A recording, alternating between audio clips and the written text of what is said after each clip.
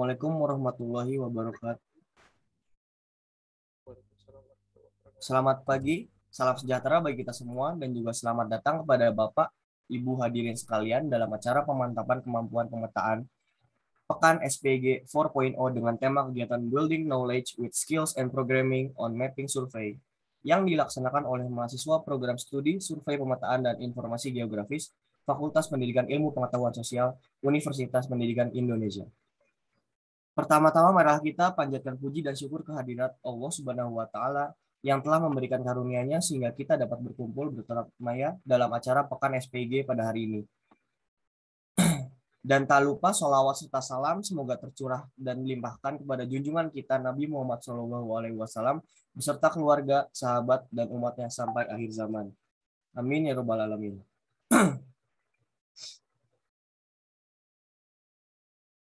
Pada acara hari ini, izinkan saya memperkenalkan diri terlebih dahulu. Nama saya Zaki Mujahid, mahasiswa Prodi Survei Pemetaan Informasi Geografis yang akan menjadi Master of Ceremony sekaligus moderator pada acara hari ini.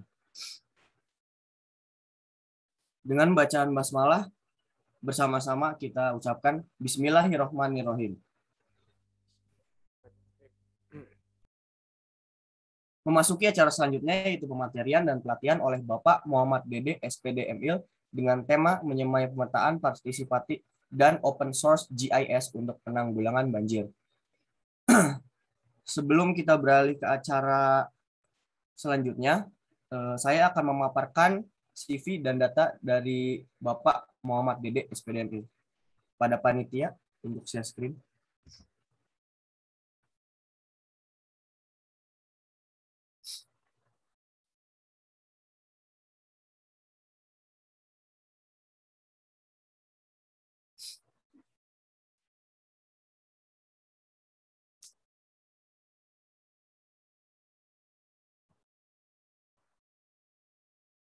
Nama lengkap Muhammad Dede, tempat tanggal lahir Cirebon 21 Mei 1996, laki-laki, alamat Dusun 2 RT 1 RW 4 Karangbiting, Desa Gebang Kulon, Kecamatan Gebang, Kabupaten Cirebon, kode pos 45190. Kontak 085223295937 bisa melalui telepon dan WhatsApp. Email m.dd.geo@gmail.com. Pendidikan yang sudah ditempuh 2019 sampai 2020 Universitas Pajajaran, program studi magister ilmu lingkungan, sekolah pascasarjana SPS, konsentrasi manajemen SDA dan lingkungan hidup. 2014 sampai 2018 Universitas Pendidikan Indonesia, Departemen Pendidikan Geografi FPIPS, Universitas Pendidikan Indonesia, studi keruangan dan pengembangan wilayah. Pengalaman kerja 2021 sampai sekarang di Pusat Pengkajian Sistem Energi Nuklir Badan Tenaga Nuklir Nasional, asisten peneliti paruh waktu. 2021 sampai sekarang Center of Environment and Sustainability Science di Universitas Pajajaran sebagai asisten peneliti. Lalu pada tahun 2018 sampai sekarang Fakultas Pendidikan Ilmu Pengetahuan Sosial di Universitas Pendidikan Indonesia sebagai asisten peneliti paruh waktu. Lalu pada tahun 2021 sampai dengan sekarang survei pemetaan dan informasi geografis di Universitas Pendidikan Indonesia sebagai dosen luar biasa.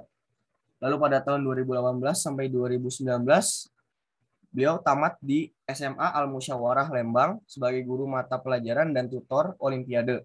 Lalu pada tahun 2017 sampai 2019 di SMA Negeri 15 Bandung sebagai guru geografi dan Olimpiade. Lalu pada tahun 2018 sampai 2019 beliau menjadi bimbingan belajar juara kelas di tutor materi matematika, IPA, dan IPS. Penghargaan yang sudah dicapai pada tahun 2021 sebagai wisudawan terbaik Universitas Pajajaran, lalu pada tahun 2019 award di Jabar Future Leader Scholarship untuk jenjang pascasarjana, dan pada tahun 2019 Best Article PIT dan Seminar Nasional Ilmu Lingkungan di Universitas Pajajaran. Lalu pada tahun 2019 Best Oral Presenter Seminar Nasional Bumi dan Antariksa Senba STKMG dan sebagainya.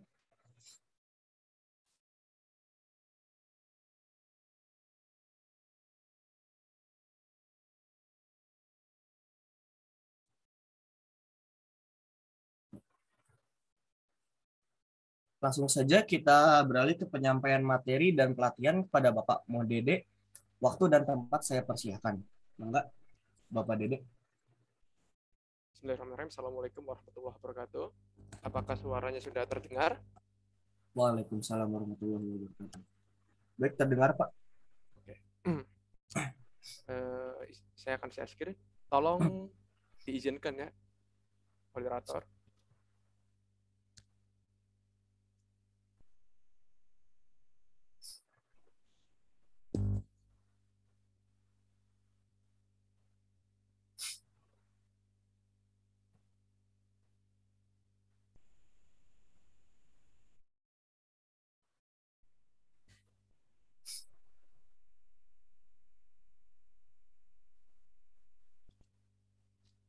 Oke, sudah bisa. Sebentar. Sudah bisa Pak. Ya, sudah bisa. Bentar.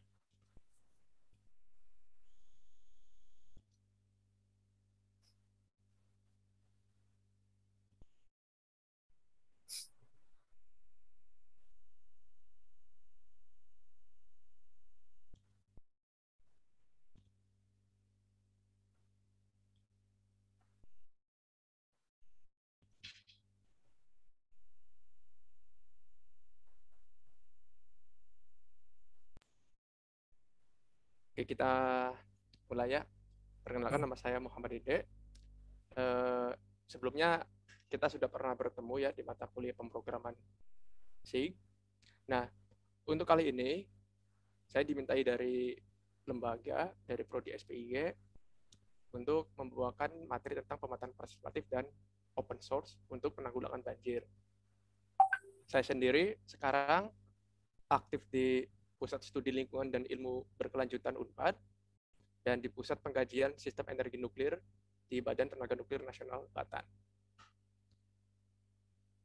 Nah, mengapa kita membahas materi tentang pemetaan partisipatif?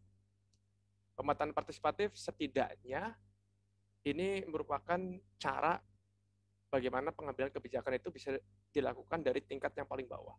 Jadi dari namanya bottom top.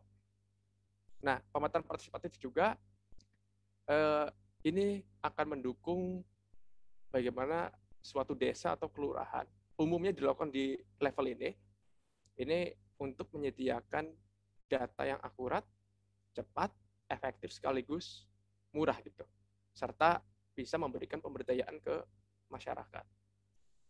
Nah, kenapa penanggulangan banjir? Karena saya punya pengalaman menarik tentang penanggulangan banjir dengan pemetaan partisipatif ini. Nah, ini untuk outline-nya. Ini di materi ini ada beberapa poin dari mulai tantangan penanggulangan bencana, terus masyarakat sebagai agen penanggulangan bencana, hingga ke success story berdasarkan pengalaman pribadi. Nah, untuk bacaan lebih lanjutnya, ini ada dua paper saya dan kawan-kawan, termasuk juga dengan Pak Arief, Pak Hendro, dan Pak Asep Mulyadi. Nah, mengapa sih kita harus memperhatikan aspek penanggulangan bencana? Ini teman-teman kalau misal memperhatikan, sebetulnya kita sudah mengalami momentum perubahan iklim dan kenaikan suhu. Sekarang sendiri, perubahan iklim ini bisa ditandai dengan apa? Dengan pergeseran pola curah hujan, terus kenaikan suhu juga ini sangat dirasakan sekali, terutama bagi teman-teman yang nantinya ingin mengkaji tentang urban heat island atau suhu permukaan, ini pasti nanti akan menemukan fenomena atau fakta bahwa suhu di permukaan bumi, bahkan di lingkungan sekitar kita itu mengalami kenaikan sekitar 0,5 sampai dengan 3 derajat. Terus ini juga terkait dengan pertambahan populasi manusia. Ketika pertambahan populasi manusia ini tidak terkontrol, ini dia akan memberikan tekanan terhadap lahan dan tekanan terhadap sumber daya. Dan ini bila tidak disadari atau tidak kita itu semuanya mawas diri, ini pertambahan populasi ini akan menurunkan daya dukung lingkungan. Terus kita juga menghadapi industrialisasi dan urbanisasi. Nah, urbanisasi di sini bukan urbanisasi dalam konteks migrasi penduduk, bukan yang berarti perpindahan penduduk dari desa ke kota. Tapi urbanisasi di sini bisa berarti lebih luas, yakni bagaimana suatu wilayah yang tadinya desa atau rural, itu dia perlahan-lahan berubah menjadi kawasan perkotaan atau urban. Dari rural berubah menjadi periurban, lalu akan menjadi urban. Kenapa bisa seperti ini? Karena kawasan perkotaan, mereka selalu membutuhkan lahan-lahan baru untuk kehadiran lahan terbangun untuk banyak keperluan, sehingga dia akan merambat ke wilayah lain di sekitarnya. Dan ini bisa transboundary, jadi melewati batas-batas administratif yang ada. Terus industrialisasi. Faktanya, industrialisasi ini dialah yang menyumbang emisi gas rumah kaca paling besar.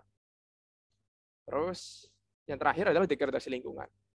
Degradasi lingkungan ini ketika kita sudah merasakan adanya penurunan dari layanan ekosistem atau jasa lingkungan. Misalnya yang tadinya bisa menikmati udara segar, sekarang malah justru menikmati udara yang berdebu.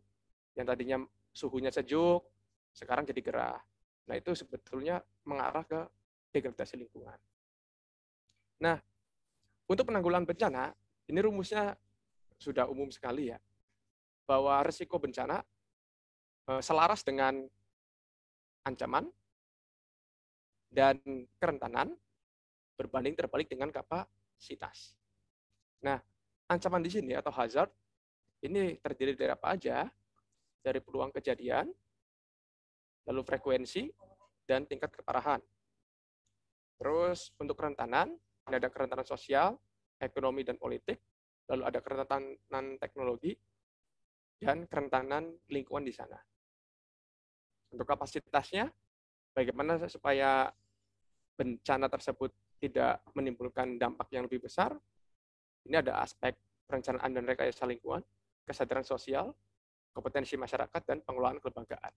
Nah, pemetaan partisipatif dan open source itu nanti lebih banyak berkecimpung di bagian hazard dan peningkatan kapasitas. Jadi deteksi ancaman dan peningkatan kapasitas. Ini untuk referensinya, nanti di belakang ada, ini sudah saya kasih kode di setiap slide. Nah, ini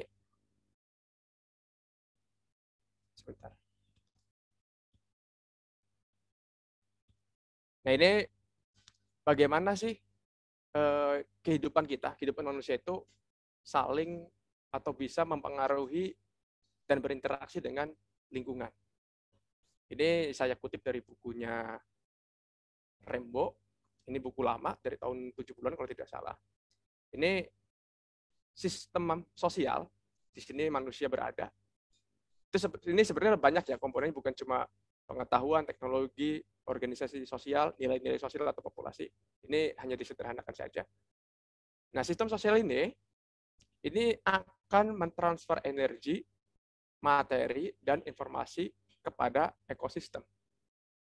Di sana ada apa saja? Di sana umumnya ada komponen biotik dan komponen abiotik. Nah, ekosistem juga akan memberikan pengaruh ke manusia yang dikenal dengan jasa ekosistem. Kayak tadi, kita bisa menikmati udara sejuk, kita bisa menikmati kicauan burung, kita bisa menikmati air bersih. Ini adalah bagian dari jasa ekosistem. Nah, tantangan utama saat ini terkait dengan penanggulangan bencana adalah manusia, baik individu maupun kelompok. Kalau kita memperhatikan politik luar negeri aja, contohnya tentang penanggulangan iklim. Kita lihat bagaimana individu itu bisa, saya bilang, mengacaukan rencana penanggulangan iklim. Donald Trump waktu pas jadi presiden itu pernah menolak kalau tidak salah itu mekanisme perdagangan karbon. Karena menurutnya yaitu bagian dari hukum alam gitu dan akan berproses sebagai sebuah siklus. Jadi ada pemanasan global, ada pendinginan global, masuk ke zaman es dan seterusnya. Nah, saya rangkum dari beberapa sumber. Oden itu menyatakan bahwa tantangan dalam pengelolaan lingkungan termasuk penanggulangan bencana ada 4, yakni koordinasi, komunikasi, informasi, dan logistik. Lalu Clark dan kawan-kawan itu ada 3 tantangan, yakni partnership, knowledge, dan inovasi. Sedangkan dari pembimbing saya gitu Pak Cai Asdak itu ada 4. Kalau bahasa Indonesia itu singkatannya KISS, yakni koordinasi, integrasi, sinergi, dan sinkronisasi. Nah, mengapa atau buktinya apa sih kenapa kita manusia itu justru menjadi aktor yang utama? Nah, contoh gini, dalam bencana banjir, biasanya analisisnya kalau tidak lingkup wilayah administratif dari mulai desa, itu lingkupnya adalah satuan daerah aliran sungai. Saat ini justru banyak daerah aliran sungai yang kritis itu semakin bertambah. Padahal upaya penanggulangannya dari banyak kementerian, yakni Kementerian Lingkungan Hidup dan Kehutanan, terus Dinas PUPR, terus muncul juga NGO kayak Forum Das, Walhi, dan segala macam, justru tidak mengurangi atau mencegah terjadinya degradasi di das gitu, daerah aliran sungai, melainkan justru semakin bertambah. Ini karena apa? Ya karena ini faktor sosial yang berasal dari manusia itu menjadi kunci utamanya, menjadi penyebabnya. Jadi ironi gitu.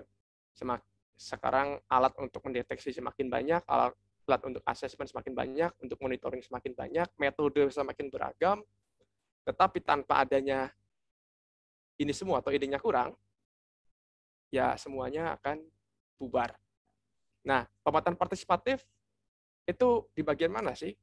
Pemetaan partisipatif itu bisa dibilang dari mulai koordinasi, komunikasi, informasi, sampai ke transfer pengetahuan, inovasi, sinergi, dan sinkronisasi ini bisa masuk ke pemetaan partisipatif. Tanpa ini semua, pemetaan partisipatif tidak akan jalan untuk tujuan apapun.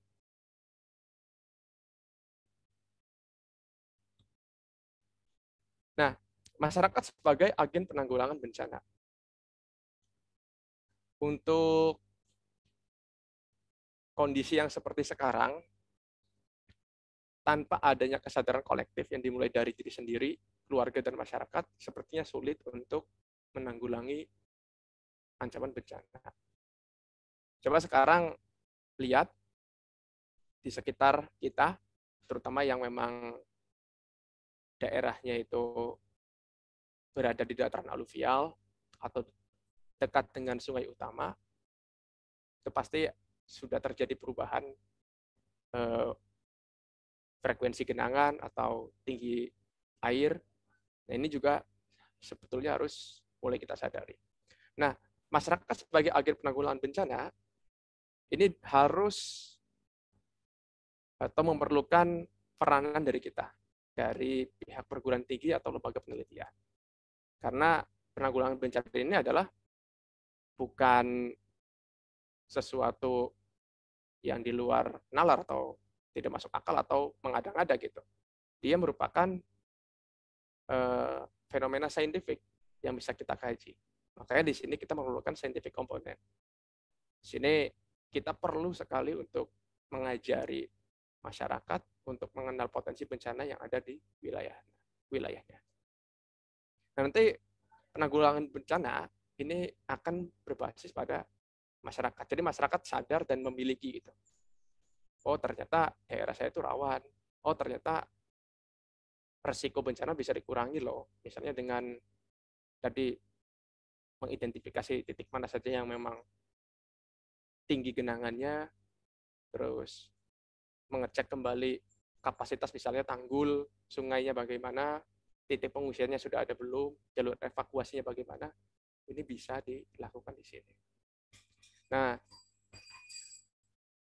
untuk itu, baik scientific component maupun pendekatan berbasis masyarakat, ini nanti akan atau bisa diawali dari tingkatan komunitas dulu.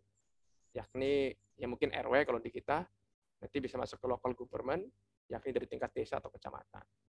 Terus berlanjut hingga nanti akan datanya ini bisa tembus sampai ke tingkat nasional dan nanti akan mempengaruhi kebijakan.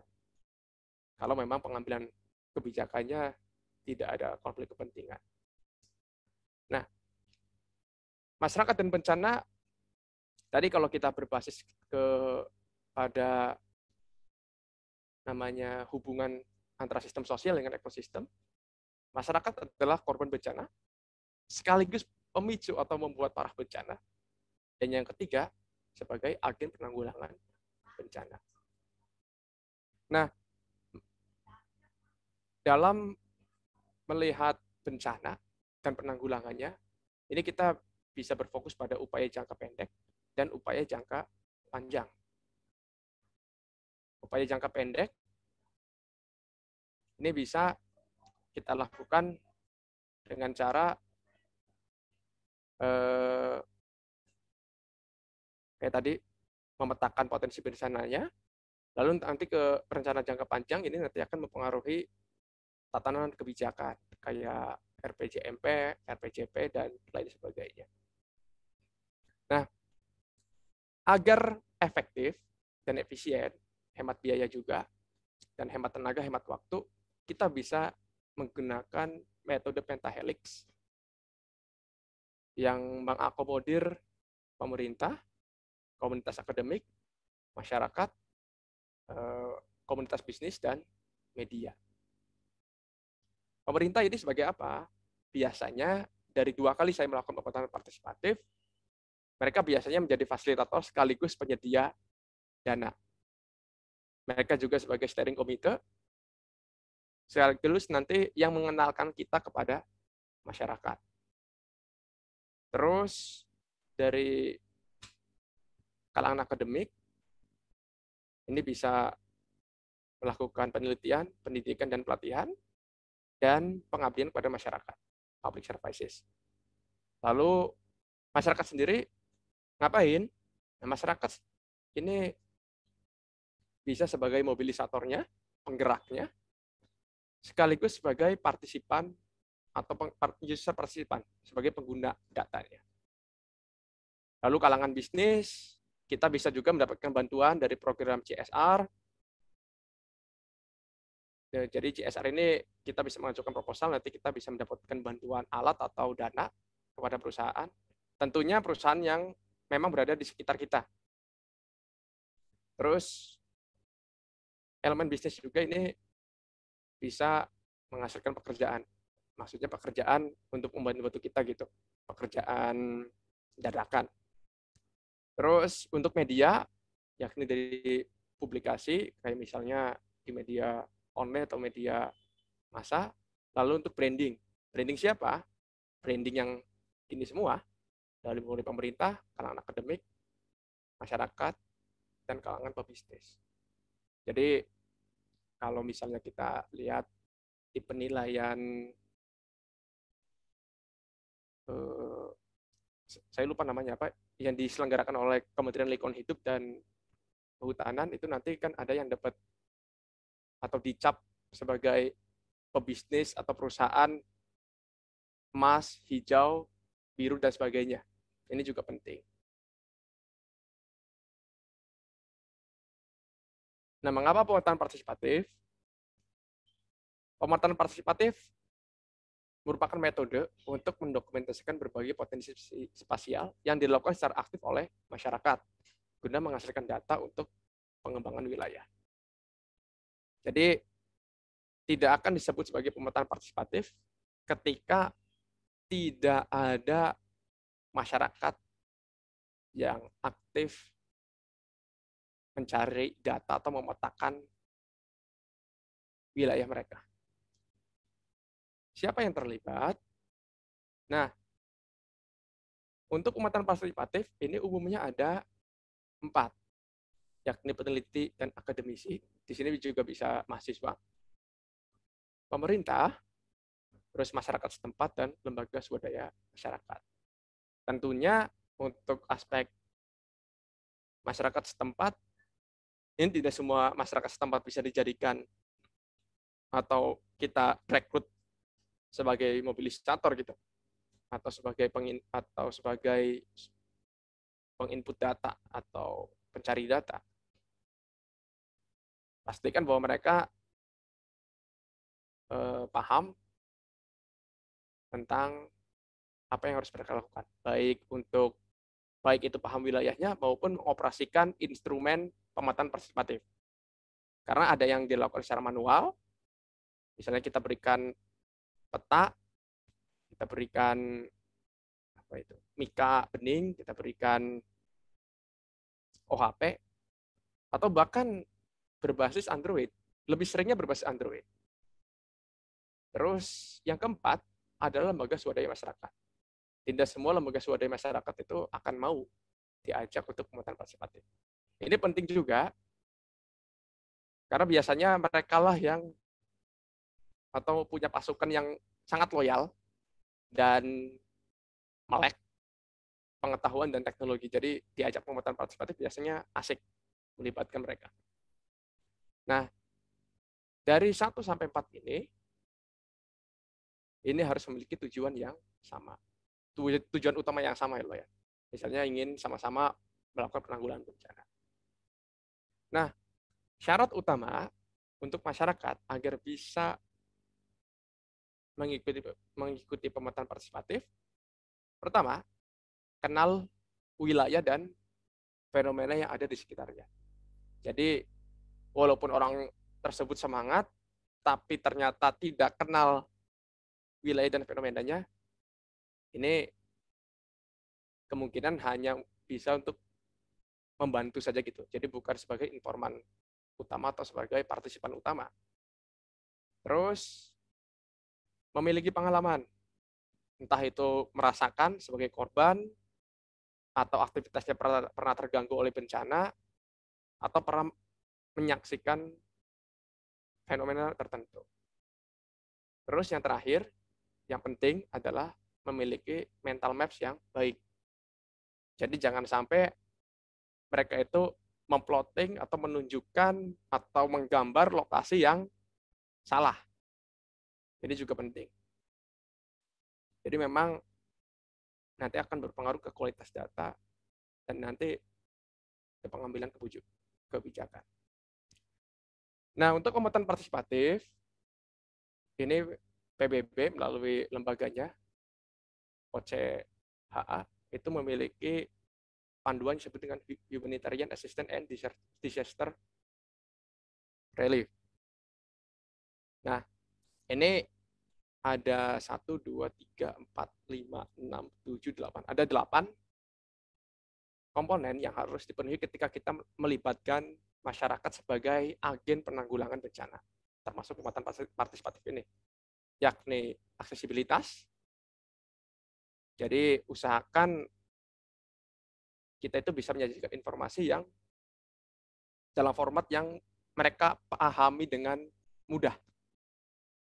Terus inklusif, informasi ini bisa diakses oleh semua stakeholder, jadi semua pihak, dari masyarakat, pemerintah, sampai ke tadi kalangan perusahaan dan media ini bisa mengaksesnya. Jadi di sini datanya akan menjadi open data. Jadi bukan lagi data tertutup yang hanya bisa diakses oleh kalangan tertentu saja. Lalu ada interoperability. Jadi datanya ini gampang diperoleh untuk semua stakeholder. Misalnya kalau di masyarakat yang memang bukan atau tidak mengenal teknologi spasial, datanya itu kayak apa, usahakan kita memberikan mereka data dalam format yang mudah. Oh, ternyata di HP itu ada Google Earth loh. Oke, berarti kita kasih formatnya dalam bentuk KML, sehingga nanti bisa dengan mudah impor ke sana. Terus verifiability-nya, pastikan bahwa informasi tersebut akurat, valid, dan diperoleh dengan metodologi yang benar. Terus objectivity, ini dari banyak sumbernya ini kita kan mendapatkan informasi dari banyak sumber, tapi usahakan bahwa kita itu seimbang gitu. Jadi tidak terpengaruh oleh kepentingan individu atau kelompok. Lalu harus memperhatikan aspek humanity, aspek kemanusiaan. Ini kita harus memperhatikan juga atau menghormati masyarakat yang terdampak. Misalnya korban belum tentu mau difoto atau mau diwawancarai, ini juga harus kita hargai. Timeliness, sebisa mungkin efisien untuk pengumpulan, analisis, penyajian, dan update datanya. Dan yang terakhir, sustainability atau keberlanjutannya. Jadi data ini diharapkan bisa digunakan untuk kepentingan di masa mendatang, untuk penanggulangan krisis bencana, maupun untuk pembelajaran. Nah, potensi kolaborasinya, ini dari aspek sumber daya, ini kemauan, usahakan secara sukarela. Lalu mampu menggunakan alat penunjang, serta memiliki tenaga dan waktu yang cukup. Nah, karena ini sering melibatkan banyak orang, pemetaan partisipatif ini kalau bisa, dan memang harus minimal dari level pemerintah desa. Kalau kita datang baik-baik, kita tawarkan, biasanya mereka akan dengan senang hati menerima. Termasuk nanti menyediakan sumber daya manusianya. Jadi mereka biasanya sudah hafal siapa saja sih warga yang proper atau layak untuk mengikuti pemetaan partisipatif, atau narasumbernya itu siapa saja, itu biasanya pemerintah desa bisa memberikan rekomendasi. Lalu dari CSR, badan usaha lokal, tiap perusahaan itu umumnya menyediakan dana yang nanti digunakan oleh masyarakat. Sayang sekali jika CSR ini justru hanya dimanfaatkan oleh ormas-ormas tertentu lah, yang justru tidak memberikan impact langsung ke masyarakat. Kita coba mengajukan proposal, nanti ketika lolos, itu kita bisa gunakan untuk membiayai pemetaan partisipatif. Nah, partisipan potensialnya, tentu tadi karena ada aspek mampu menggunakan alat penunjang, Karang Taruna merupakan agen yang sangat potensial. Terus pamong desa, mahasiswa KKN. Jadi ketika nanti teman-teman KKN, jangan ragu untuk melakukan pemetaan partisipatif. Bahkan bila harus kerjasama dengan kampus lain, saya pernah melakukan dengan UNY, dan alhamdulillah lancar. Terus LSM di bidang lingkungan dan kebencanaan. LSM di bidang lingkungan dan kebencanaan, saya waktu di Desa Ciledug itu melibatkan LSM yang bernama Potsar Gurila, potensi SAR, gunung, rimba, laut. Dan endingnya adalah saya gabung di grupnya mereka gitu. Lalu siswa sekolah menengah, ini sekarang juga banyak yang melek IT, jadi ini juga potensi yang harus dimanfaatkan. Lalu yang keenam adalah tokoh masyarakat. Nah, mengapa sih pihak desa itu bisa tertarik? Nah, ada setidaknya 7 faktor yang membuat pemerintah desa dan masyarakat itu tertarik untuk melakukan kegiatan ini. Yang pertama, transfer of knowledge dan transfer of technology. Jadi kita akan memberikan wawasan ke mereka tentang apa itu pemetaan partisipatif, apa itu open source JIS, apa itu data spasial, terus apa itu penanggulangan bencana, dan bagaimana kita bisa menciptakan resiliensi, ketahanan bencana di lingkup lokal. Nah, ini masyarakat pasti mau.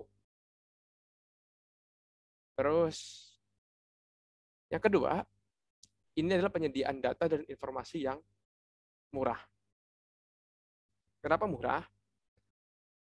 Setidaknya pihak desa itu daripada harus menyediakan lembaga ahli atau konsultan, pemetaan partisipatif justru jauh lebih murah, sekaligus kedepannya akan bisa dilakukan berulang, gitu. Bisa untuk tiap tahunan atau nanti pas ada insiden, misalnya ada bencana banjir, langsung selain kita melakukan evakuasi, kita juga melakukan pendataan korban, mendatangkan kedalaman, mendatangkan situasi di sana. Terus yang ketiga adalah pemberdayaan masyarakat. Di sini masyarakat yang tadinya ya kita sadar ya, masyarakat kita mayoritas, apalagi kalau kita ke lingkungan desa, memang belum terbentuk masyarakat yang ilmiah. Jadi pemberdayaan masyarakat di sini adalah membuka pola pikir, terus memberikan skill kepada mereka, sekaligus ke depannya bisa memberikan gambaran bagaimana sih penanggulangan bencana yang baik dan apa peranan mereka. Yang keempat, relasi baru. Nah, ini relasi baru ini kita akan mengenal dan dikenal baik, termasuk kampusnya, prodinya, oleh mereka ini. Dan ini kedepannya bisa jadi akan membawa rezeki. Misalnya ketika teman-teman ingin meminta data untuk tugas akhir atau melakukan penelitian di desa yang atau kecamatan yang ini, nanti rekomendasi dari mereka lah. Ini yang akan memudahkan. Yang kelima, pengalaman dan ajang praktik. Ini memberikan pengalaman kepada partisipan dan ajang praktik juga kalau untuk siswa sekolah menengah. Kan kita tahu umumnya pemetaan atau mata pelajaran geografi di bidang pemetaan, bab kartografi kalau tidak salah, terus penginderaan jauh dan JIS itu seringkali ngawang. Jadi tidak terbayangkan oleh sebagian besar siswa. Bagaimana caranya memperoleh data, bagaimana nanti menganalisisnya. Nah, ini bisa kita kenalkan ke mereka. Yang keenam, ini menciptakan kesadaran publik. Kesadaran akan wilayahnya, potensi wilayahnya, kekurangannya, termasuk aspek bencananya. Yang ketujuh, ajak media massa, minimal lingkup lokal. Kan pihak desa, pihak LSM itu sangat tertarik ketika mereka diliput. Nah, ini juga harus kita manfaatkan. Nah, ini adalah luaran pemetaan partisipatif untuk penanggulangan banjir. Ini kerangkanya sebetulnya. Ini sudah saya terjemahkan karena paper aslinya berbahasa Inggris. Ini kita lihat, selain peta utama yang berisi informasi lokasi pengungsian, ancaman banjir, kerentanan banjir, kapasitas hingga risiko, ini pihak desa dan LSM lingkungan itu akan memperoleh data dan informasi lain. Minimal data administrasi intradesa. Intradesa itu berarti batas administratif yang ada di subdesa, di dalam desa apa aja, blok atau dusun. Terus batas RW, batas RT. Nah, ini nanti akan diperoleh. Terus diperoleh juga data elevasi lahan, kontur, kemiringan lereng, koefisien runoff, data jarak dari sungai atau irigasi, terus juga diperoleh juga data dan informasi penggunaan lahan, panjang jalan. Nah ini data ini sangat dibutuhkan gitu untuk desa dan masyarakat.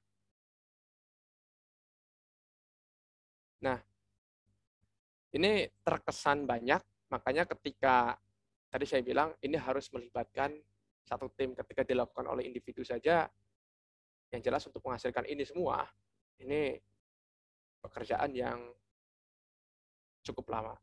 Tapi dari pengalaman saya dan tim, ketika timnya memadai, masyarakat di sana juga aware, didukung oleh banyak stakeholder, ini sekitar 1 sampai dengan 3 minggu, insya Allah data ini sudah siap ditampilkan ke publik.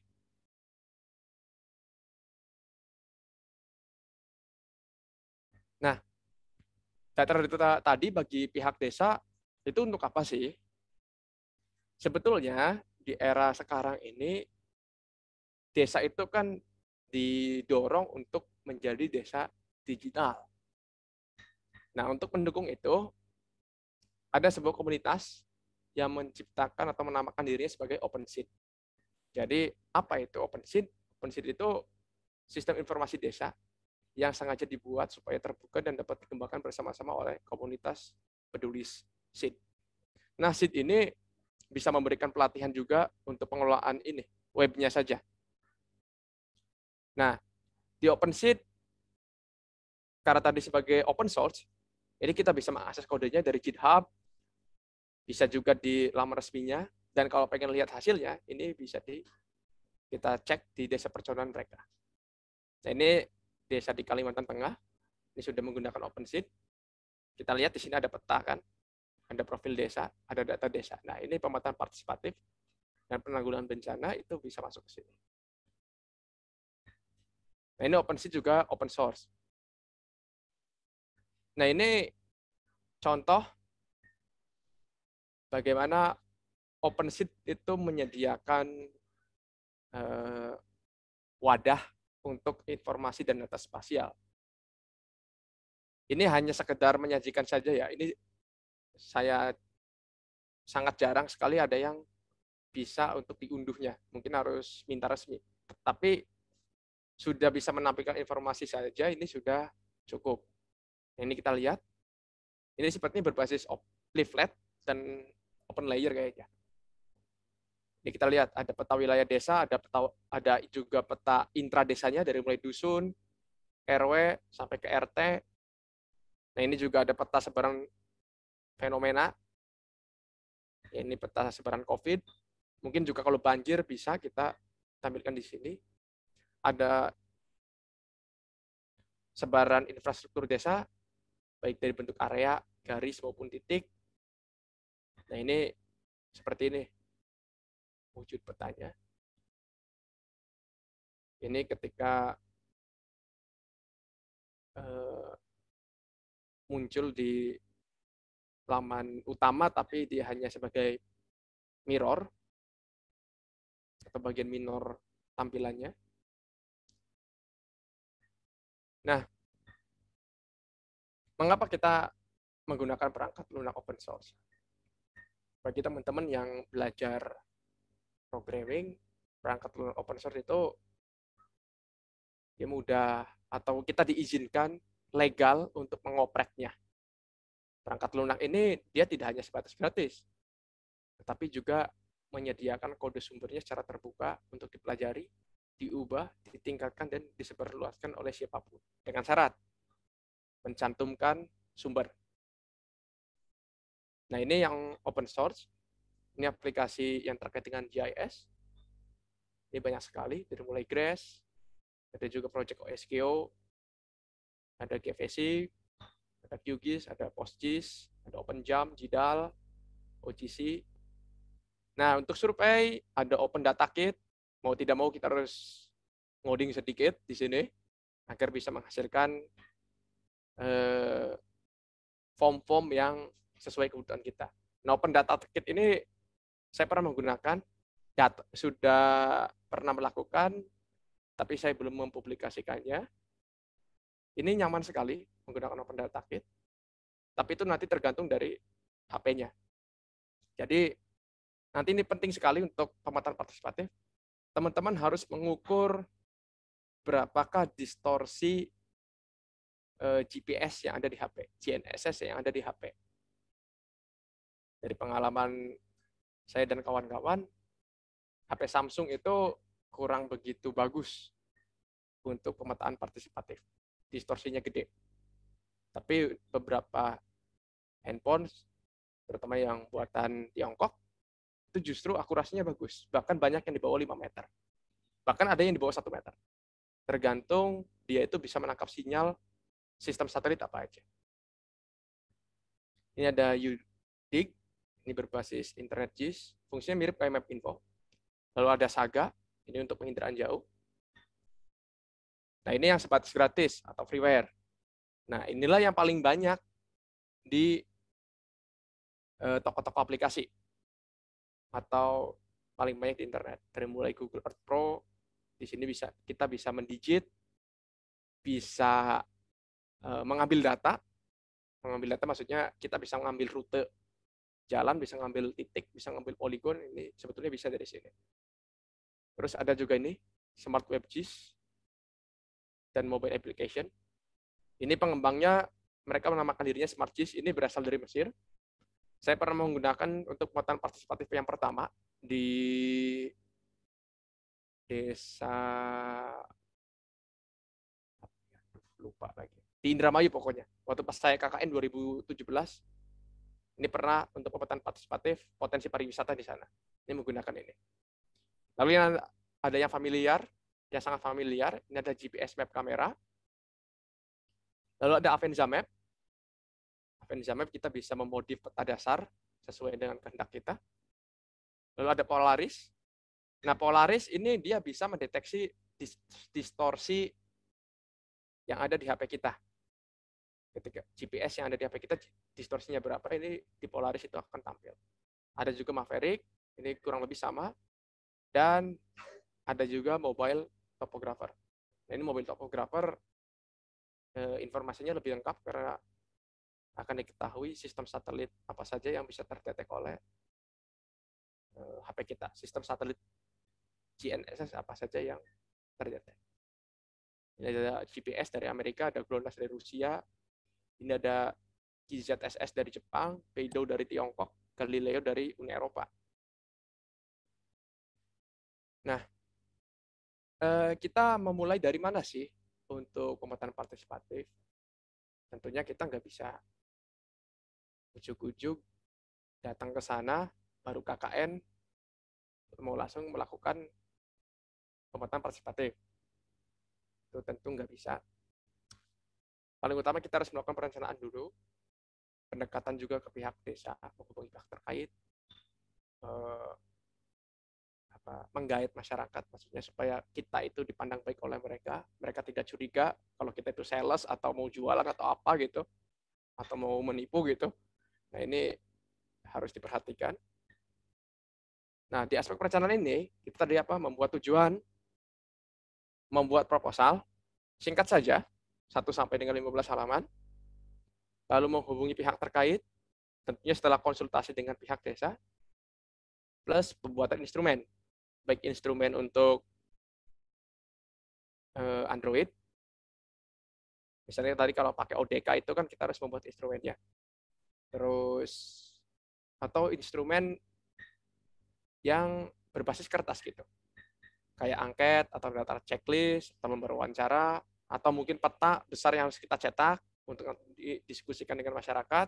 Nah, itu juga harus kita pertimbangkan.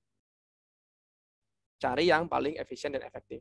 Tapi gini, yang paling penting, tidak semua metode yang sukses di satu tempat itu bisa diterapkan di tempat lain untuk pemetaan partisipatif ini. Lalu tahap persiapan, setelah kita dikenal baik dan masyarakat tidak mencurigai kita sebagai pihak yang jahat gitu, ini kita bisa mengadakan pelatihan singkat. Jadi bagaimana sih mengisi instrumennya, bagaimana sih mencoret-coret petanya, bagaimana sih nanti memplottingnya. Nah, itu juga kita berikan pelatihan singkat. Termasuk juga kita berikan eh,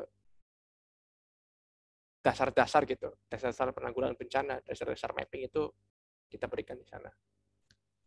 Lalu apalagi kita juga bisa melakukan uji coba instrumen di lapangan.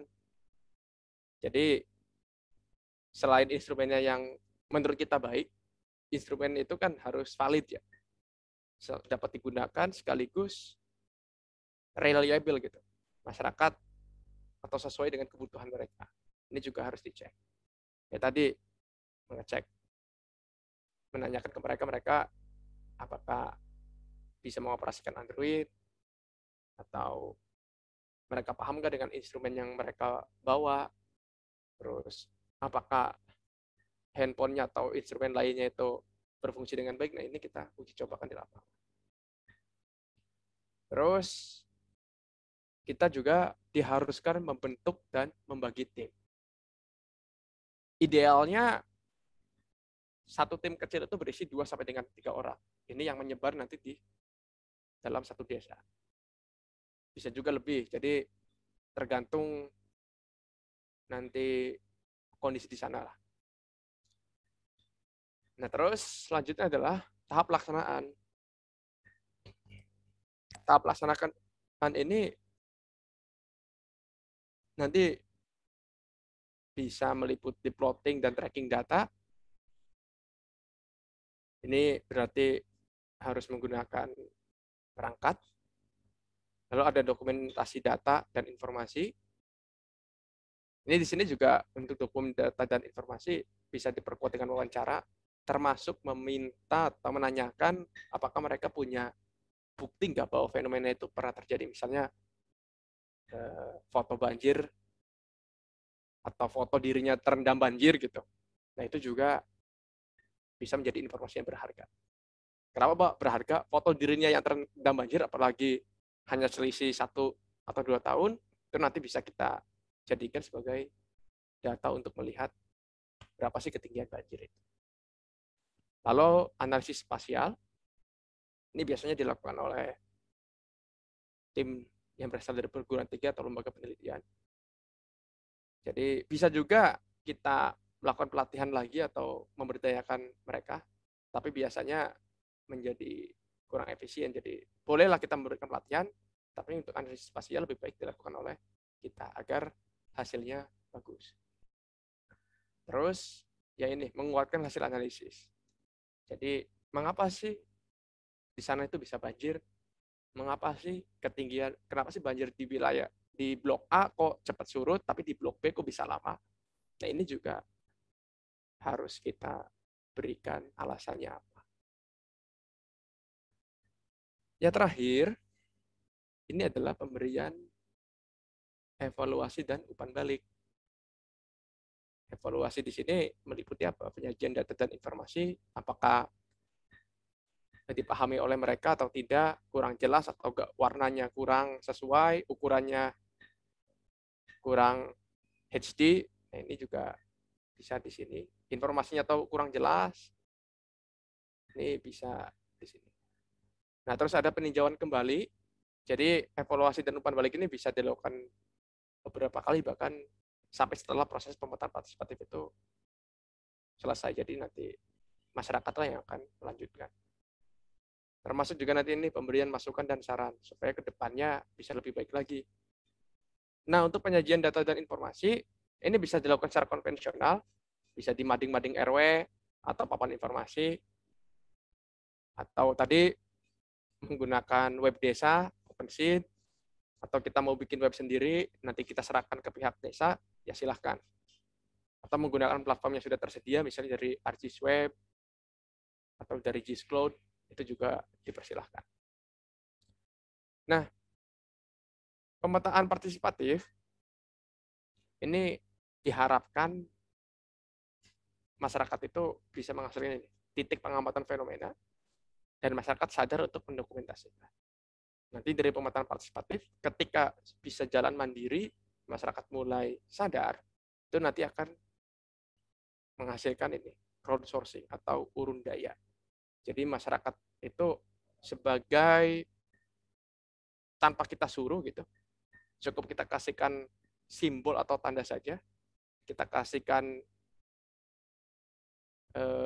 dasar-dasarnya saja, nanti mereka lah yang akan mendokumentasikan fenomena ini. Ini sangat berguna sekali ini ketika. Nah, ini contoh dari crowdsourcing. Ini istilah crowdsourcing biasanya akan ya bertampalan lah dengan istilah citizen science. Nah, ini adalah contoh bagaimana kita membuat titik pengamatan untuk perubahan garis pantai. Nah, ini adalah crowdsourcing. Jadi kita sediakan saja lokasinya, kita sediakan saja panduannya. Nanti masyarakat harus ngapain sih? Oh, ternyata mereka harus memfoto garis pantai ini tanpa zoom, tanpa filter. Lalu setelah itu diposting ke sosial media, misalnya Twitter, kasih hashtag ini, tagar ini. Nah, ini nanti akan berguna gitu untuk analisis. Dan ini akan jadi open data, data yang terbuka. Ini sangat bermanfaat sekali, data gratis, berkualitas, dan mudah untuk diperoleh. Itu yang penting. Nah, ini juga bagaimana crowdsourcing atau urun daya ini dilakukan. Ini ada foto-foto bencana. Jadi dari foto-foto bencana ini nanti kita bisa mendapatkan data kedalaman. Dengan apa? Dengan membandingkan dengan jejak-jejak rendaman yang ada di sana. Misalnya dari sisa lumpur atau sisa air keruh yang nempel di tembok, itu bisa kita ukur. Nanti ini kan bisa kita analisis gitu dengan interpolasi sehingga menghasilkan data kedalaman. Nah, ini bagaimana GIS dan remote sensing akhirnya turut membantu. Nah, ini ketika sudah canggih, kita membuat webnya sendiri. Nah, ini crowdsourcing akan seperti ini. Ini yang merah adalah titik yang terendam. Ini sepertinya didapat dari Citrasar ya. Dan ini adalah lokasi pengamatan yang dilakukan oleh masyarakat.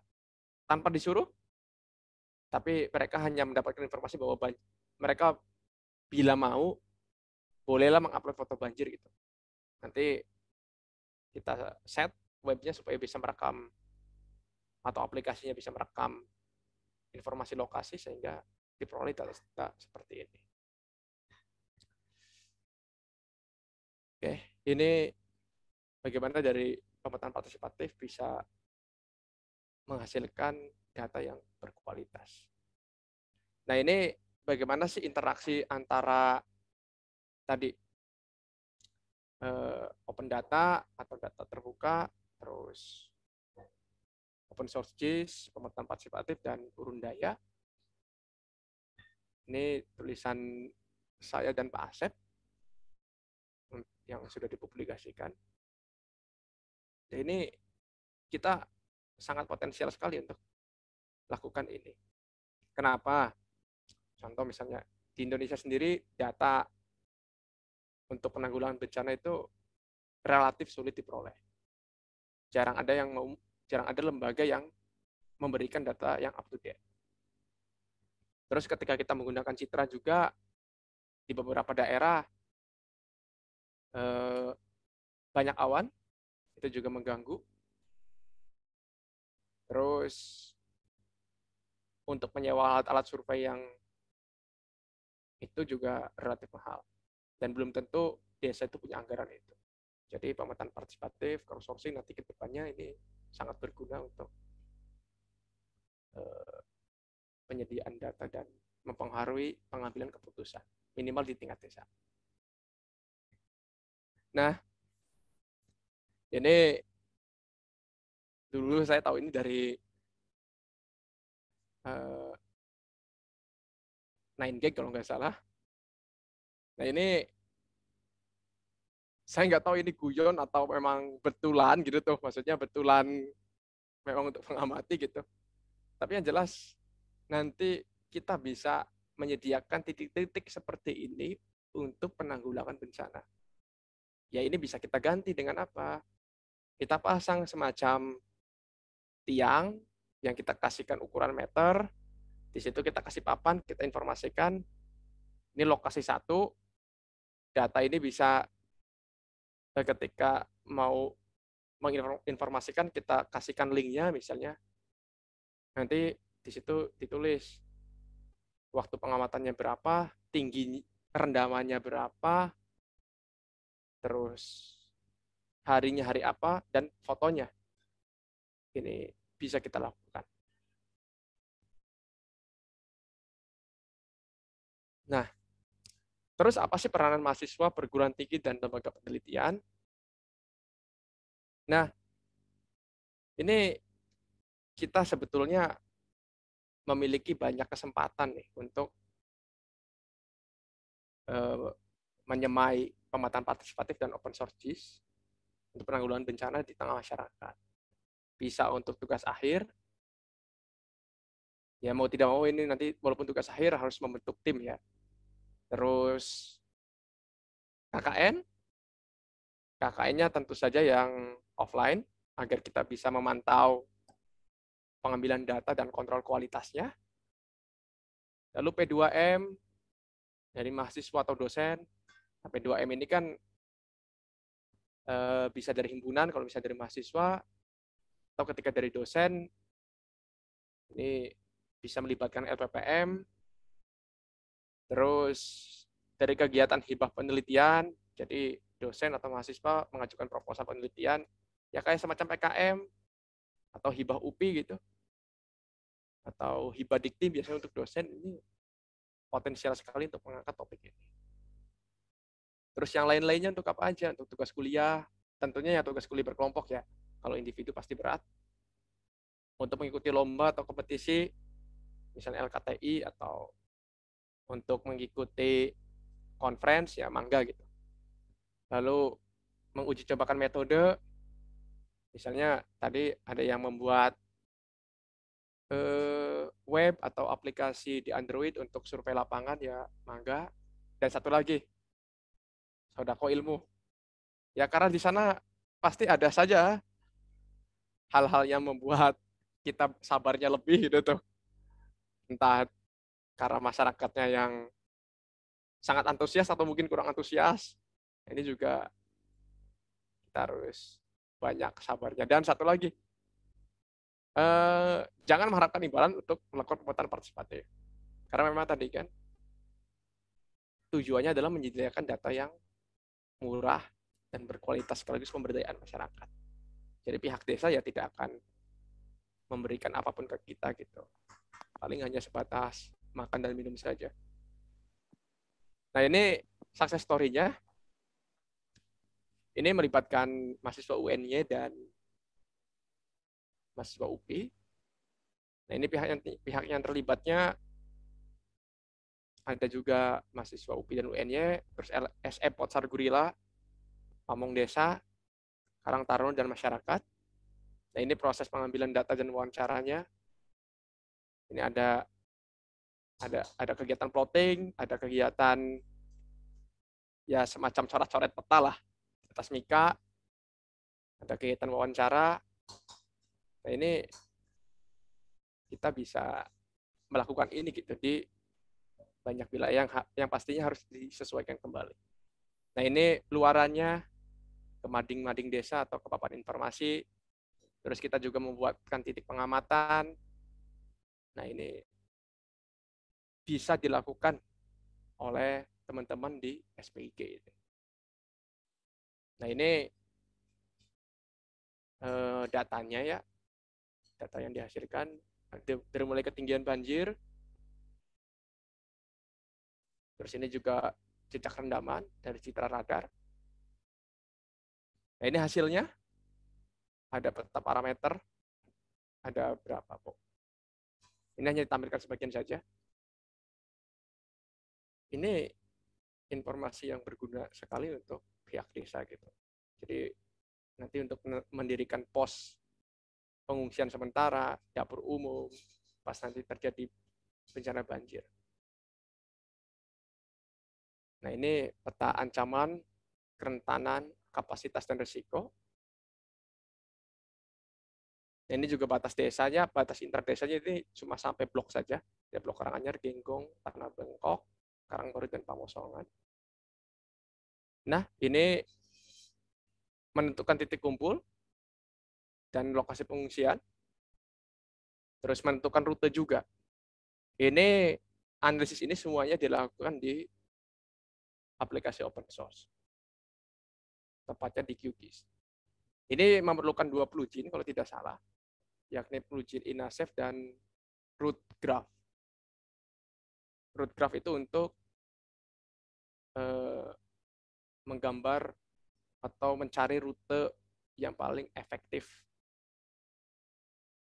dari lokasi bencana hingga ke titik pengungsian sementara dan lalu sampai ke lokasi pengungsian.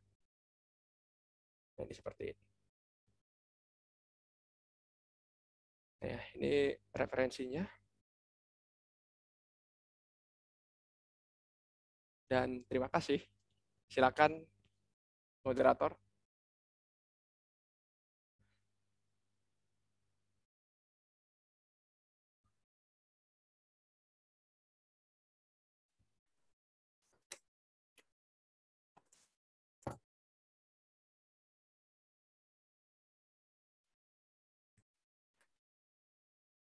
Baik, terima kasih kepada Bapak Muhammad Dede yang tadi sudah menyampaikan materi dari pemetaan partisipatif dan open source GIS untuk penanggulangan banjir. Yang tadi hasilnya bisa kita lihat sendiri ya, berupa peta penanggulangan juga, dan juga untuk pemetaan pada banjir tersebut ya, pada daerah tersebut. Nah, acara selanjutnya yaitu kita bisa beralih ke diskusi tanya jawab. Oleh karena itu, untuk para hadirin yang memiliki pertanyaan, dipersilakan untuk bertanya dengan mengaktifkan kamera dan mengaktifkan audio. Atau bisa juga disampaikan pada kolom komentar chat. Silakan pada partisipan.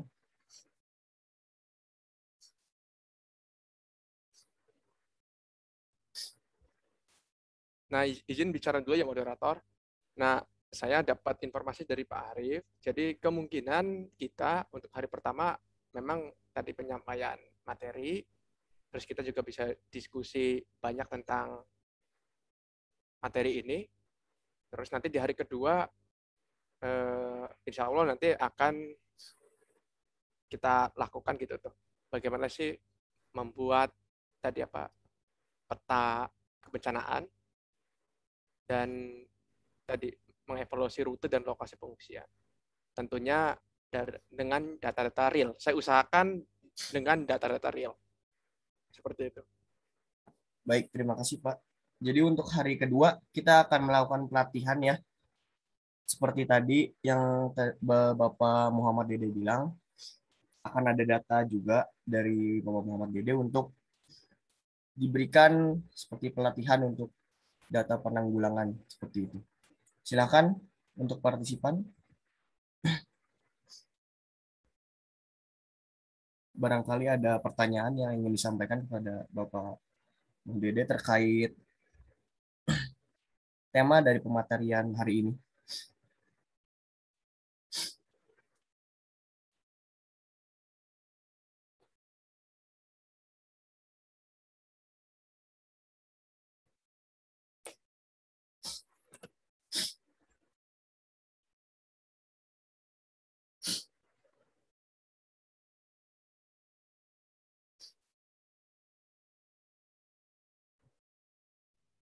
Ini untuk teman-teman sendiri, apakah emang ada KKN yang di lapangan atau memang hanya sebatas daring aja gitu untuk saat ini? Moderator. Bagaimana Pak? Bisa diulang? untuk sekarang ini kan dari tahun 2020 sampai sekarang kan emang kita lagi pandemi ya. Untuk teman-teman sendiri pun, teman-teman SPG itu untuk KKN itu bagaimana gitu? Apakah memang bisa dilakukan secara luring atau justru daring gitu?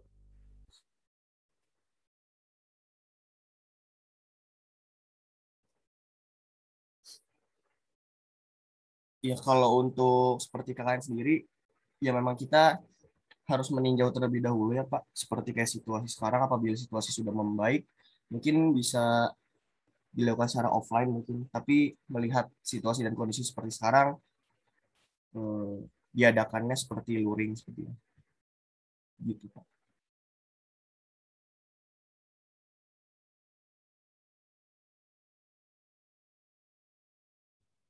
Ini karena masih belum ada yang bertanya, coba saya akan membuka kembali bagian ini. Bagian kerangka pas melakukan pemerintahan partisipatif. Dan mana flowchartnya? Nah ini.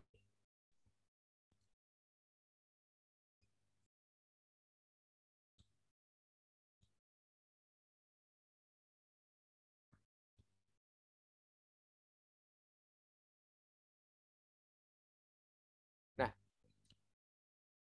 ini untuk Citrasar, DEM, dan Citra Satelit Resolusi Tinggi, ini kita harus memperhatikan ya, maksudnya skala pemetaan yang mau kita lakukan.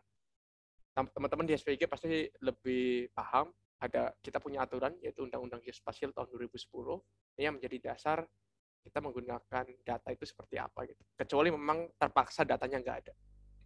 Kayak ini, DEM, waktu itu kita menggunakan data DEMNAS, yang resolusinya 8 meter kali 8 meter, itu sudah memenuhi kajian untuk desa. Terus citra satelit resolusi tingginya kita bisa mengakses dari PlanetScope atau bisa juga dengan Google Earth Pro. Kita bisa atur tahunnya berapa, dan kita juga bisa melakukan digitasi di sana. Nah ini dengan syarat kita harus menyeting settingannya, karena di sana kan ada proyeksinya bagaimana, terus tiltnya bagaimana, itu harus kita setting. Saya waktu itu menggunakan settingan yang berasal dari panduan Smart GIS itu yang dibuat oleh orang Mesir. Itu jadi supaya hasilnya bagus gitu. Nah terus apa lagi ya? Untuk data seperti curah hujan itu bisa kita lakukan upaya downscaling, atau bisa juga kita minta ke stasiun BMKG. Tapi biasanya saya pernah minta tahun 2019 itu justru data terbaru malah berbayar. Kalau enggak, ya sudah kita mencari data atau peta dalam format JPEG, ya sudah kita digitasi saja gitu untuk yang curah hujan. Nah ini untuk yang Citrasar, kemarin yang jejak rendaman itu kita menggunakan Sentinel-1, dan ini dianalisis secara daring. Saya lupa menggunakan platform apa gitu, karena ini timnya banyak, dan ini siapa yang mengerjakan, nah ini juga lupa gitu. Yang jelas ini dianalisis secara daring karena keterbatasan laptop gitu. Oke, Mangga, kalau ada yang mau bertanya.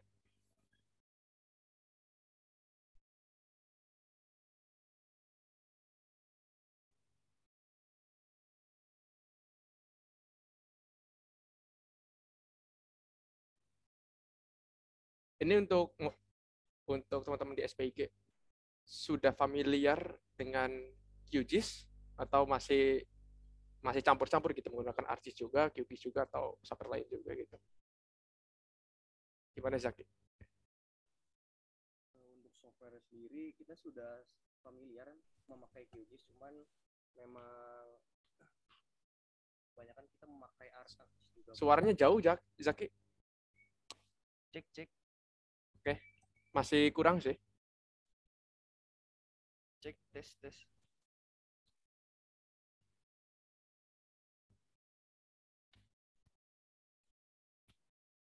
Kalau untuk pemakaian software sendiri, QGIS dari Prodi SPIG ini sudah sangat familiar, Pak. Dan kita juga sudah memakai QGIS juga. Tapi dengan kata lain, ArcGIS pun kita memakai juga gitu, Pak.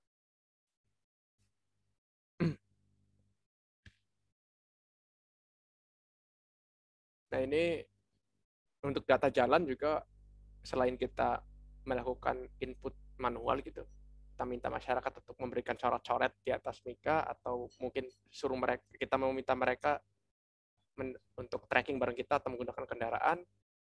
Ini juga bisa memadukan data yang dari OpenStreetMap. Jadi kita bisa ketik, kalau tidak salah tuh, bentar.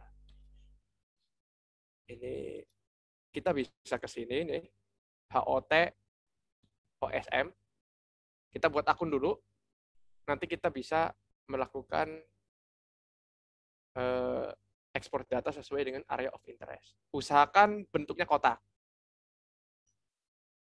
Nah, ini data dari OpenStreetMap. Kenapa saya menyarankan untuk data jalan diambil dari sini? Mereka itu topologinya bagus. Sehingga kalau untuk analisis yang terkait dengan jaringan jalan, dari mulai rute tercepat, terus kerapatan jalan, atau indeks-indeks jalan gitu, itu bisa dilakukan dengan sangat baik. Kita tidak harus memperbaiki topologinya yang sangat memakan waktu gitu. Terus untuk data ketinggian, sekarang juga tersedia banyak data DEM. Selain SRTM, selain DEMNAS, ada Aster juga. Terakhir kemarin saya baru menggunakan untuk penelitian bersama Batan di Kalimantan Barat, itu Copernicus. Ini kita bisa mengakses dari Open Topography. Terus untuk citra, beberapa citra radar ini tersedia di Earth Data kepunyaan NASA. Jadi selain Earth Explorer, USGS, Earth Data juga ini banyak menyediakan beragam citra. Nah, kalau yang ini mungkin sudah familiar, yang Earth Explorer. Kalau saya untuk mengefektifkan pencarian lokasi, biasanya mengupload file KML. Saya jarang sekali mengupload file karena sering error. Dan bentuknya itu kotak. Jadi AOI-nya itu bentuknya persegi. Dan itu bisa lebih ini. Dan ini juga kalau misalnya teman-teman mendownload dengan Google Earth Engine, juga lebih baik menggunakan AOI kotak gitu. Daripada AOI dalam wujud area administratif.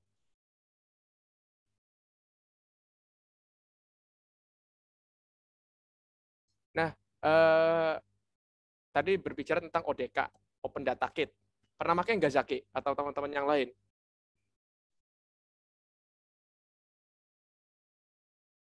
Halo?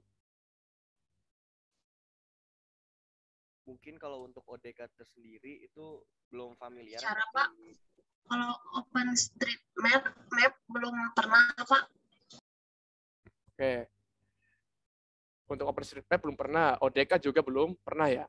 Ini berkualitas padahal untuk data-data yang bisa dihasilkan. Jadi ODK itu saya pernah menggunakan untuk pemetaan vegetasi kalau nggak salah di satu wilayah. Nanti kalau ada waktu pengennya tahun ini tak publikasikan hasilnya. Itu sangat bagus. Kalau HP-nya GPS-nya bagus, kita bisa merekam hanya dalam waktu 5 detik. Kita langsung mendapatkan data koordinatnya, terus kita bisa mengisi kolom yang kita buat sendiri. Misalnya, nama vegetasinya misalnya apa, tingginya kira-kira berapa meter, terus lebar pohonnya berapa meter, terus kita juga menyediakan kolom untuk upload fotonya, nah itu bisa. Nah, untuk penanggulangan bencana banjir, juga bisa seperti itu. ODK dulu itu ini menghalangi ya ininya tuh. Bentar. Dulu tuh kita bisa, atau platformnya itu ada di Ona ID. Bukan Ona ID, ona.io.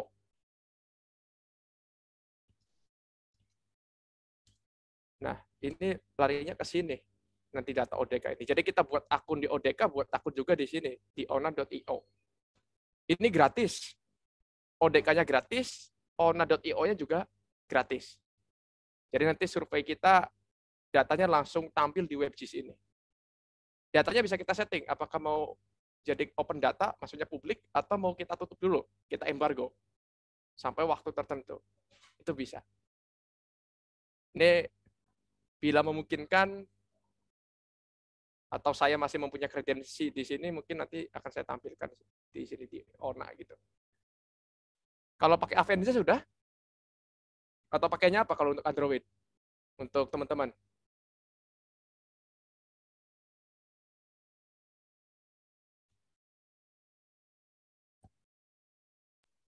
Belum pernah juga, Pak. Nah, saran saya nanti ketika mau mengadakan survei gitu untuk penguatan partisipatif, bisa mencoba Avenza. Avenza versi gratisnya hanya bisa memuat 3 peta, 3 peta base map. Tapi ya bisa kita hapus lah peta yang sudah nggak terpakainya. Dan dia nanti akan menghasilkan file KML dengan fotonya. Nah ini ada Lutfi yang sudah pernah mencoba Avenza. Nggak tahu tuh Avenza bisa di-crack nggak tuh. Dia freeware gratis, tapi kalau pengen versi pro, ya harus bayar gitu tuh. Terus, tadi ada ODK, terus ada Polaris. Ada yang pernah mencoba Polaris?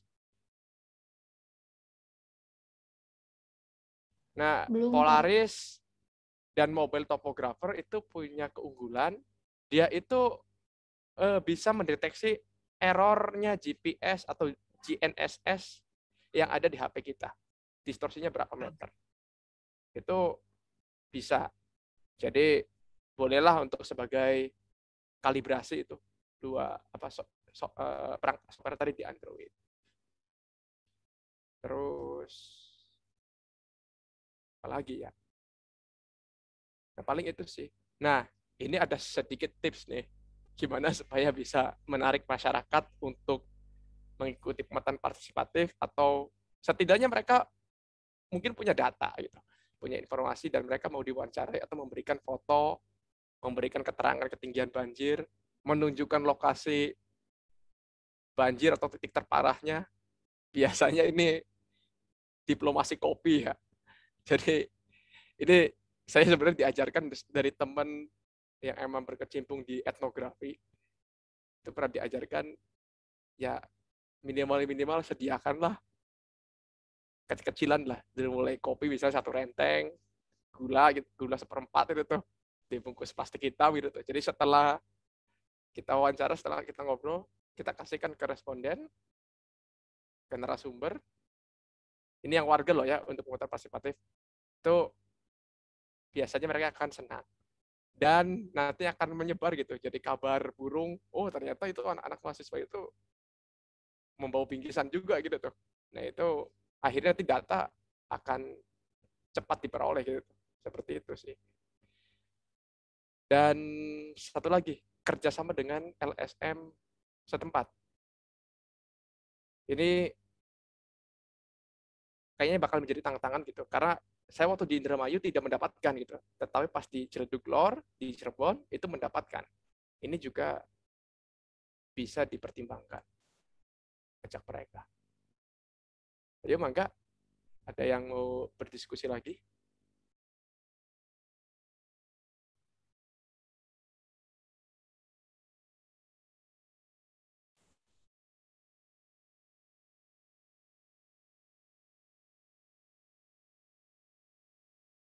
Ya Pak, mungkin tadi tips-tips tersebut tuh tips-tips tersebut untuk menarik perhatian ya Pak, agar pemetaan tersebut tuh berjalan lancar gitu ya Pak.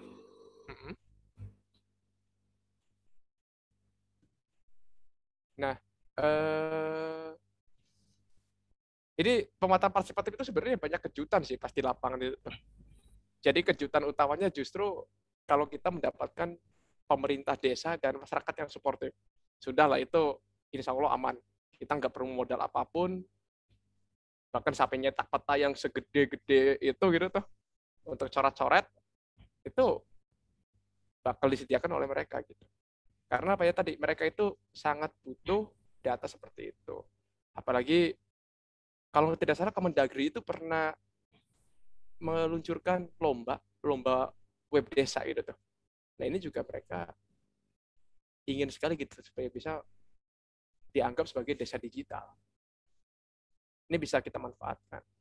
Kalau mau juga bisa jadikan tugas akhir gitu tuh. Selama periode pandemi ini di desa kalian misalnya mau diadakan pemerintahan partisipatif atau menguji cobakan urun daya, ini sepertinya menarik untuk diangkat sebagai tugas akhir.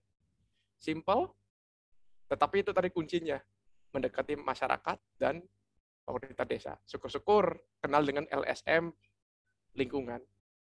Banyak LSM lingkungan, misalnya gini, di Muhammadiyah itu ada kader hijau Muhammadiyah. Jadi datang aja ke pimpinan cabang Muhammadiyah, tanyakan ada nggak kader hijau Muhammadiyah di sana aktif nggak? Terus ke NU, Nahdlatul Ulama itu punya FNK SDA, Front Nahdliyin untuk kedaulatan sumber daya alam. Terus juga ada Walhi, terus juga tadi ada potensi SAR, PNPB juga bisa diajak. Nah ini bisa kita manfaatkan betul gitu. Terus ke sekolah, kita bisa mengintroduksikan pemetaan partisipatif agar bisa menjadi bagian dari pembelajaran sekaligus praktek. Wah ini kalau misalnya dapat saja misalnya satu kelas gitu untuk dikoordinir untuk mengadakan pemetaan partisipatif di salah satu desa, ya ini itu juga sumber daya yang luar biasa gitu tuh. Asalkan kita memastikan mereka itu sudah benar gitu tuh, benar agar ngumpulin datanya benar gitu. Nah itu seperti itu. Yang penting jangan ragu untuk menjalin komunikasi. Tadi ingat kendala utamanya dari sumber-sumber di luar negeri atau sumber di dalam negeri adalah koordinasi, komunikasi, integrasi yang seperti itu. Kita harus bisa menutup itu. Ya saya yakin lah kemampuan atau pengetahuan untuk melakukan pemetaan partisipatif potensinya itu besar. Cuma tadi cara eksekusinya saja yang kurang tepat. Jadi hal yang baik ketika tidak dilakukan dengan benar ya dia tidak akan berjalan gitu. Seperti itu.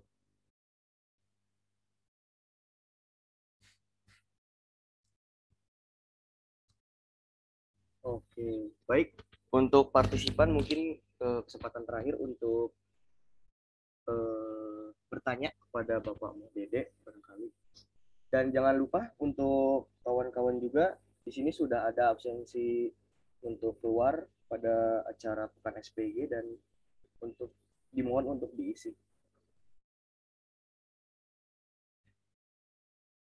Bagaimana cara mengukur ketinggian banjir? Padahal banjirnya sudah surut. Coba. Gimana? Dari pemetaan partisipatif ini.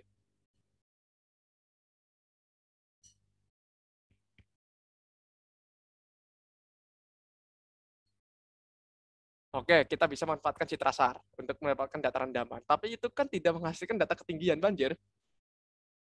Nah ini bagaimana gitu? Supaya kita bisa mendapatkan data ketinggian banjir.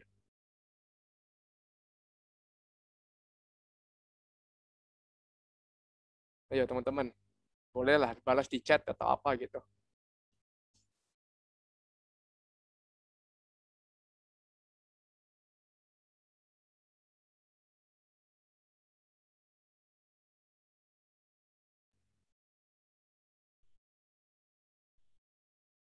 Ya, silakan untuk partisipan barangkali ada yang bisa menjawab dari pertanyaan yang diberikan oleh Bapak Dede. Ini mohon maaf ini tanpa hadiah gula atau serenteng kopi nih. Siap, Bapak.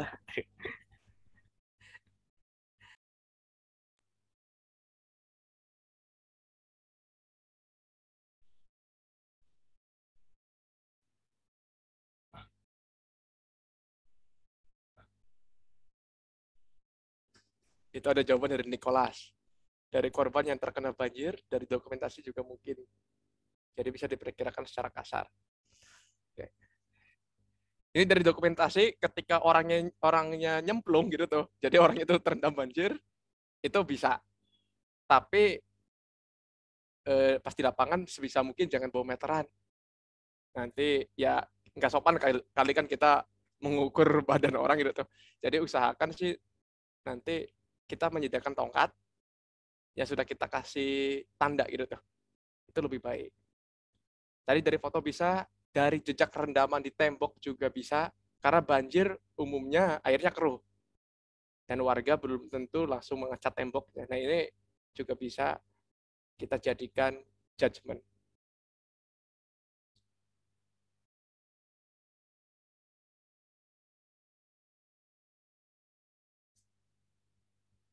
Terus tadi tipsnya tadi lebih baik menggunakan tongkat kalau untuk mengukurnya manusia, kalau untuk tembok segala macam atau di jejak pohon itu bisa kita menggunakan meteran gitu.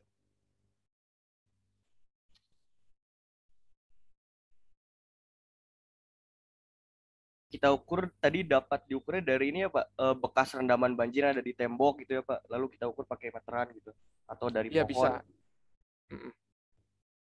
Nah, tapi kalau ke orang jangan pakai meteran ya, itu bisa memancing emosi biasanya gitu. Jadi lebih baik menggunakan tongkat aja. Jadi oh ya segini gitu tuh. Oh segini. Ya udah tinggal kita oh ya segini tinggal kita lihat aja di itunya tingginya berapa gitu. Seperti itu. Jadi strategi-strategi seperti ini pas muatan partisipatif untuk bencana itu penting gitu tuh. Baik Pak.